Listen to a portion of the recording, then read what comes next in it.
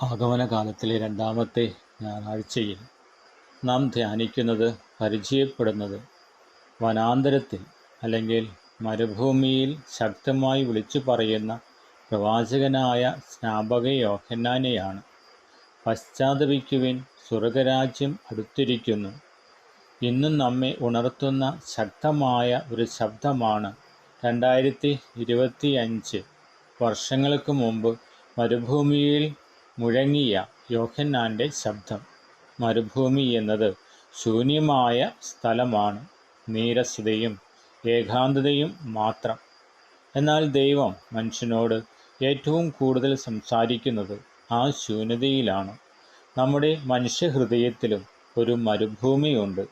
മരുഭൂമിയിൽ മുഴങ്ങുന്ന ശബ്ദം പോലെ നമ്മുടെ ഹൃദയത്തിൻ്റെ മരുഭൂമിയിലും ദൈവം സംസാരിക്കുന്നു. മനുഷ്യഹൃദയങ്ങളിലെ മരുഭൂമിയായ, തുറന്നു പറയാൻ പേടിക്കുന്ന പാപങ്ങളും, തിരക്കിൽ മറഞ്ഞുപോയ ദൈവസാന്നിധ്യവും, പ്രാർത്ഥനയില്ലാത്ത വൈകാരിക ശൂന്യതയും, ബന്ധങ്ങളിൽ ഉണ്ടായ ചീറ്റലുകളിലേക്കും പൊട്ടലുകളിലേക്കും ദൈവം തൻ്റെ പ്രവാചകനായ യോഹന്നാനെ അയച്ചുകൊണ്ട് പറയുന്നു: ജാഗരൂകരാകൂ, തിരിച്ചു വരൂ, മാറ്റം വരുത്തൂ. പശ്ചാത്തപിക്കുക എന്നാൽ ജീവിതത്തിൽ മാറ്റം വരുത്തുക എന്നതാണ്.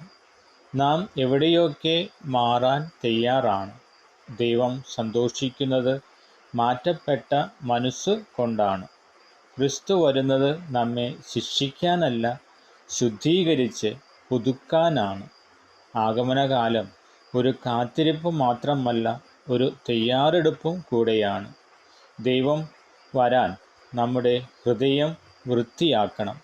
നമ്മുടെ ജീവിതത്തിൻ്റെ മരുഭൂമിയിലേക്ക് യേശു വരുന്നത് നമ്മെ ഉണർത്താനാണ്, പുതുക്കാനാണ്, രക്ഷിക്കാനാണ്. ഇന്നേ ദിനം കർത്താവേ, എൻ്റെ ഹൃദയം പുതുക്കണമേ എന്ന് നമുക്ക് പ്രാർത്ഥിക്കാം. ആമേൻ.